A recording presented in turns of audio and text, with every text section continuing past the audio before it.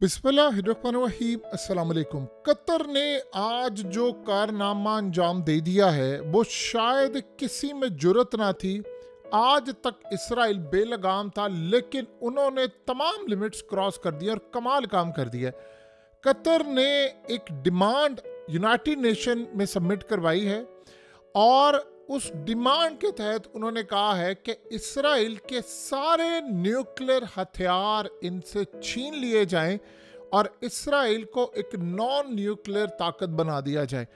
उन्होंने कहा है कि यूनाइटेड नेशन को कहा है कि दुनिया के यानी जितने ममालिक हैं उन तमाम को आप लोग यानी एक बहुत इंटरनेशनल बड़ा ज़बरदस्त इदारा जो है इंटरनेशनल एटॉमिक एनर्जी एजेंसी उसके अंडर रखते हैं।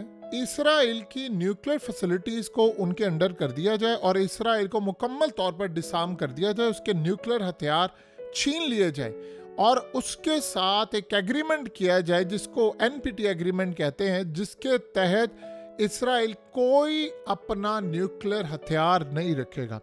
और उन्होंने कहा है कि इनफ इज इनफ हो गया है, अब इसराइल को एक एटमी ताकत की बजाय नॉन एटमी ताकत बनाए। देखिए, दुनिया में सबसे पहले आप ये समझ लें, इसराइल ने अपने आप को न्यूक्लियर ताकत डिक्लेयर नहीं किया।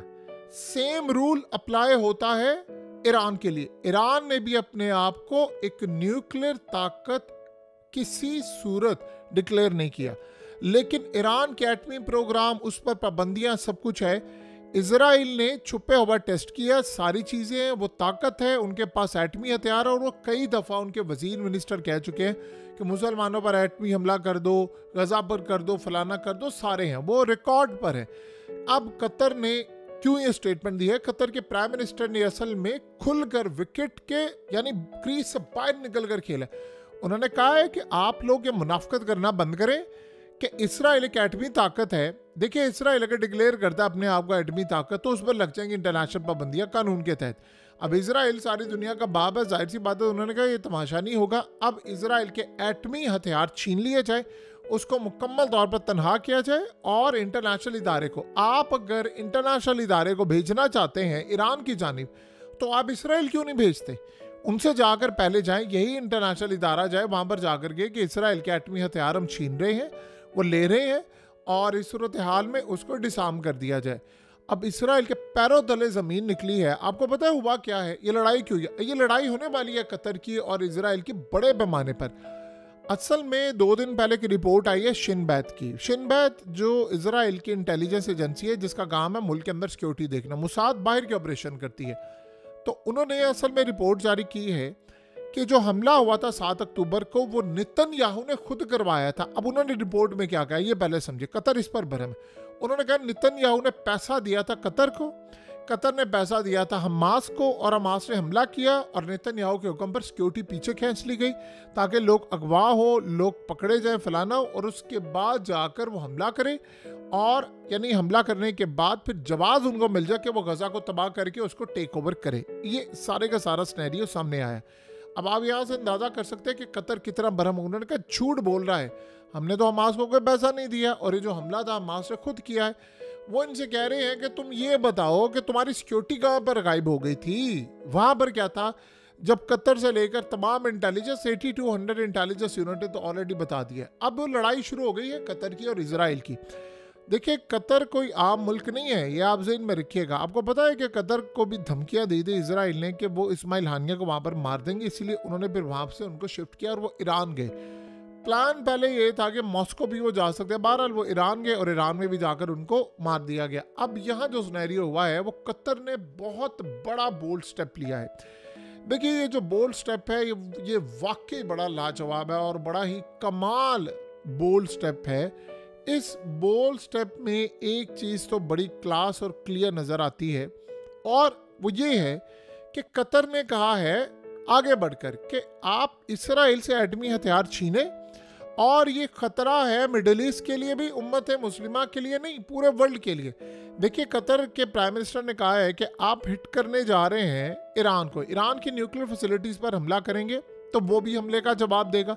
उसे क्या उससे होगा ये कि पूरे का पूरा इन्वायरमेंट खराब हो जाएगा मिडिल ईस्ट का, और पानियों को जंग नहीं लगेगा, पानियों के अंदर ऐसी तबाही हो जाएगी कि पानी गंदा आलूदा हो जाएगा और ना ये पीने के काबिल नहीं रहेगा और ये जहर बन जाएगा, जिससे इन्वायरमेंट ख़राब होगा कि ज़ेरे समंदर जो जानवर है वो मर जाएंगे और फिर उसके बाद ये इन्वायरमेंट मुकम्मल तौर पर तबाह हो जाएगा। यानी पूरा मिडिल ईस्ट इससे मुतासर होने के लिए जा रहा है। तो अब आप अंदाज़ा कर सकते हैं कि किस बड़े पैमाने पर जाकर इन्होंने ये फैसला किया, ये काम किया है कि क्या सूरत हाल होने जा रही है। एक तरफ ये है मामला, दूसरी जानिब आप अगला सिनेरियो देखिए, वो उससे भी ज़्यादा ख़तरनाक होने के लिए जा रहा है कि वो ये कह रहे हैं कि अब हमें सबसे पहले ये जो अमेरिका और ये बाकी ताकतें आकर ईरान को कह रही हैं कि तुम न्यूक्लियर और ये सारा कुछ छोड़ो और बातचीत करो, पहले आप इसराइल के तो न्यूक्लियर हथियार लें जो इलीगल तरीके से बन गया हुआ एटमी ताकत, और जो इंटरनेशनल इदारा रिपोर्ट देता है कि जी ईरान का फलाना इतना यूरेनियम हो गया, वो जाकर इसराइल के हथियार क्यों नहीं लेता और उसको इंटरनेशनल इदारे के तहत किया जाए ताकि वो हथियार उनसे ले ले और पता चले सारा कुछ है। ये बहुत बड़ी यानी समझ ले कमाल चीज़ है। और आपको पता है इस सारी सूरत हाल के बाद ये क्या करेंगे, ये अब कतर के खिलाफ ऐलान जंग करेंगे और बहुत बड़ा जंग। वो आपको पता है पहले ही कतर के ऊपर पाबंदियां लगाने की बात कर रहे हैं कि जी वो हमास के साथ है, फलाना है, ये है, वो। तो इस सारी सूरत हाल के अंदर मामला जो है वो कोई आसान नहीं है, वो बड़े पैमाने पर है। देखिए मिडिल ईस्ट की कंट्रीज़ को ये बात समझ आ गई है कि इसराइल ने आज ही तो कल हमला कर देना है, और गद्दाफी ने कहा था कि एक वक्त आएगा कि शाम के 5 टुकड़े हो जाएंगे, 5 टुकड़े हो जाएंगे, और ये जॉर्डन ये सारा कुछ शाम इजराइल लेकर अपना बॉर्डर तुर्की के साथ करना चाहता है, ना कि अरब ममालिक के साथ। तो आप ये सोचो उसकी बात तो पूरी हो गई है। तो अब वो ये समझ रहे हैं कि जो मुल्क आता है उसको धमकी देते हैं कि हम एटमी हमला कर देंगे। जब आप इस तरह की धमकियां देंगे तो जाहिर सी बात है कोई मुल्क भी बर्दाश्त नहीं करेगा। तो कुल मिलाकर अगर हम इस सारी सूरत हाल का जायज़ा लेंगे तो हमें एक बात तो बड़ी अच्छी तरह समझ आती है कि अब जो सूरत हाल पैदा हो रही है वो आवाज़ें उठ रही हैं। अब आप गौर करें, इसमें एक नई चीज़ बड़ी ज़बरदस्त ऐड हुई है, वो है अरब ममालिक ने प्लान दे दिया। अब वो खड़े हो गए हैं और ये सारे खड़े हो रहे हैं ऐसे थे क्योंकि सबको पता चल गया कि यार ये शाम के अंदर ये जो लड़ाई हो रही है, तबाही हो रही है, तो सब बर्बाद करने के लिए जा रहे हैं। ये लोग सारे खड़े हुए हैं। इन्होंने प्लान दिया है गजा का $53 अरब का कि गजा को रीबिल्ड किया जाए, गजा के लोगों को बाहर नहीं निकाले। ये सारे अब खड़े क्योंकि इनको पता है अगर आज गजा के लोग चले गए कल को हमारा नंबर भी है। तो अब आप ये सोचो, चाइना ने, यूरोप ने, रशिया ने, मिडल ईस्ट ने, इस्लामिक कंट्रीज ने, सब ने उस प्लान को इंडोर्स किया है कि जी गजा के लोग बाहर नहीं निकलेंगे, हमने इसराइल को ये काम नहीं करने देना। आप इमेजिन करें कि ईरान ने क्या कहा है। ये कतर के प्राइम मिनिस्टर ने जो बात की बढ़िया है। उन्होंने कहा है कि ईरान पर जब हमला होगा तो वो रीजन के अंदर तमाम ममालिक के अंदर, यानी जो अमेरिका की मिलिट्री बेसिस होंगी या जो इसराइल की सपोर्ट करने वाली होंगी, उन पर हमला कर देगा। क्योंकि याद रखिएगा जो हमला इसराइल ने करना है ईरान की न्यूक्लियर फैसिलिटीज़ पर, वो मिडिल ईस्ट की कंट्रीज की जो एयर स्पेस है उससे दाखिल हुए बगैर नहीं हो सकती। तो जहां पर होगा उसको छोड़ेंगे नहीं, और अमेरिका की मदद के बगैर ये हमला हो नहीं सकता।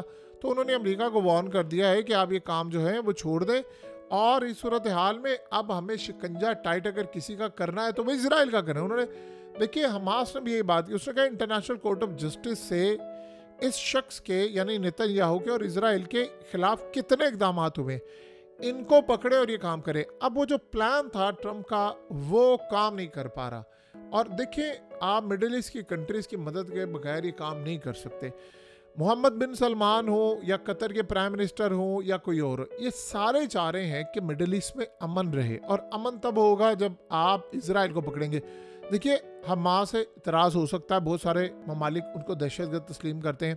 सवाल ये है कि हमास ने क्या प्लान बनाए, हम भी चढ़ने को तैयार है, वो तो जाने को तैयार है, लेकिन क्या बाकी भी सारी सूरत हाल में जाने को तैयार है, ये एक असल कहानी है। सो कुल मिलाकर अगर हम सारी सूरत हाल का जायज़ा लें तो एक बहुत बड़ी लड़ाई जो है वो सर पर खड़ी हुई है, और हमें इस बात का अंदाज़ा हो चला है, बड़ी अच्छी तरह अंदाज़ा है इस बात का कि अब ये मामलात किसी के कंट्रोल में नहीं आने वाले। और सारे ममालिक अगर इकट्ठे हो जाएं इसी तरह इसराइल के खिलाफ, तो आप सोचें क्या होगा। देखिए आप अगर उनको उनकी लैंग्वेज के अंदर मारेंगे तो फिर बात बनेगी। आप ये कह रहे हैं कि ईरान को इस इदारे के तहत लेकर आए और वो ये काम करे, तो आप इसराइल को क्यों नहीं लेकर आते। इसराइल ये काम होने नहीं देगा, और उसने अपने आप को महफूज बनाने के लिए काम किया है। अगर इस सूरत हाल में इजराइल पर शिकंजा टाइट होगा तो फिर ईरान, देखिए ईरान ने सबसे पहले डिमांड की थी, याद रखिएगा, कि सारे एटमी हथियार इनसे छीन ले, लेकिन अब कतर ने की है। अब कतर के साथ अगर बाकी पूरा मिडिल ईस्ट खड़ा हो जाता है, मिसाल के तौर पर अगर अरब लीग खड़ी हो जाए और वो कह दे हाँ जी ये काम होना चाहिए, तो आप बताएं फिर ये सीन, ये यहाँ पर कैसे खड़े हो सकते हैं।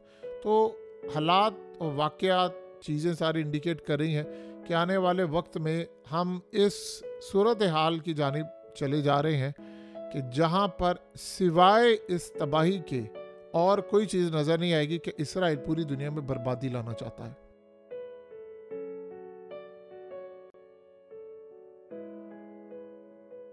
हकीकत टीवी को सब्सक्राइब करना मत भूलें, वीडियो को लाइक करें, शेयर करें और कमेंट सेक्शन में अपनी राय का इजहार ज़रूर करें।